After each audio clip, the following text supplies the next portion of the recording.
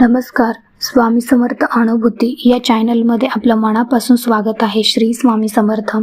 स्वामी भक्त हो. नेहमी चांगल्या लोकांसोबत वाईटच का होतं बरं, याचा खूप छान संदेश स्वामींनी आपल्याला दिला आहे. स्वामी म्हणतात, तुम्हाला ते सगळं काही मिळतं जे मिळवण्याची तुमची इच्छा आहे. भगवद्गीतेमध्ये सांगितलं आहे की जो माणूस दुसऱ्यांना दुःख देतो, त्रास देतो, दुसऱ्यांबरोबर कट कारस्थान करतो, त्या व्यक्तीचा शेवट खूप वाईट होतो.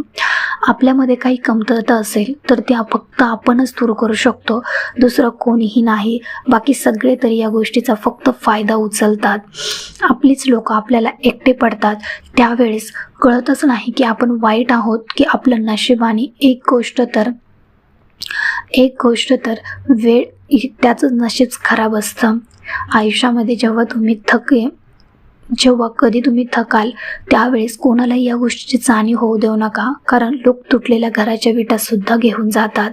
तुमची उदासीनता प्रत्येकजण समजून घेणार नाही, कारण आपण कोणालाही भेटतो तेव्हा प्रथम आपण हसतो. माणसाचं नशीब किती चांगलं असलं तरी त्याच्या काहीतरी अपेक्षा ह्या पूर्ण राहतातच. त्यामुळे जे मनामध्ये येईल ते करा, कारण हे आयुष्य परत मिळत नाही. खरं बोलणं तर दूरच राहिलं, आजकाल लोक खरं ऐकणं सुद्धा पसंत करत नाहीत. तुमच्या आयुष्याचा एक नियम असाही बनवा की जो सोडून जाईल त्याला विसरून जा. आयुष्याचा हा सुद्धा एक नियम आहे की एक दिवस तो सुद्धा रडेल जो दुसऱ्यांना रडवतो. तुम्हाला काही वाटायचं असेल तर हसू वाटा. अश्रू तर सगळ्यांच्या जवळच आहे. प्रत्येकाने आयुष्य दोन पद्धतीने जगलं पाहिजे असं मला वाटतं. एक तर जे मिळालेलं आहे त्याला पसंत करायला शिका, किंवा दुसरं जे पसंत आहे ते मिळवायला शिका. काही लोक बाहेरून जेवढी सुंदर असतात तेवढीच त्यातून विषारी देखील असतात.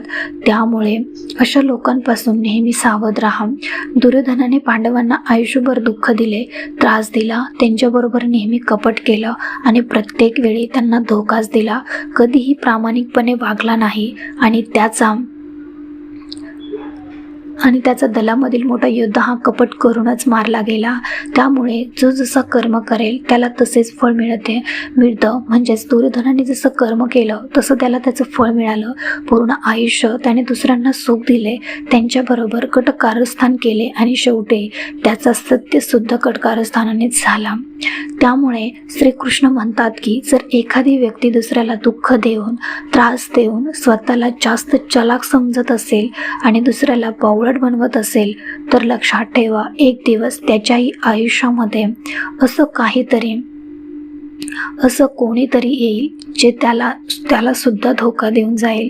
कारण कर्म ही एक अशी गोष्ट आहे जी सगळ्यांचे चेहरे बरोबर लक्षात ठेवते आणि जो जसे कर्म करतो त्याला तसंच फळ मिळतं. एक गोष्ट नेहमी लक्षात ठेवा, तुमचा आनंद, तुमची खुशी, तुमचं दुःख कोणालाही सांगितलं नाही पाहिजे. कारण जगामध्ये अशी काही लोक आहेत जे तुमच्या आनंदाला सुद्धा नजर लावतात आणि तुमच्या दुःखांमध्ये तुमच्यावर हसतात. या जगामध्ये तुमच्या आनंदामुळे दुसरे कोणीही आनंदी होऊ शकत नाही, उलट लोक तुमच्यावर जास्त जळतात. त्यामुळे आपलं प्रत्येक दुःख, प्रत्येक सुख, प्रत्येक अडचण लोकांना दाखवणं गरजेचं नसतं. कारण लोक तर तयारीतच बसलेले असतात की दुःखी माणसाला आणखीन दुःख कसं देता येईल आणि सुखी माणसाला अजून सुख कसं देता येईल, किंवा सुखी माणसाला कसा त्रास देता येईल. ह्यासाठी आयुष्यामध्ये तुमच्यावर कोणीतरी संकट येईल, दुःख येईल, कोणतीतरी अडचण आली तर कधी हिंमत हारू नका. फक्त थोडी वाट पहा, थोडी स्वतःमध्ये सहनशीलता ठेवा. जो माणूस अशा अडचणीच्या वेळेमध्ये स्वतःला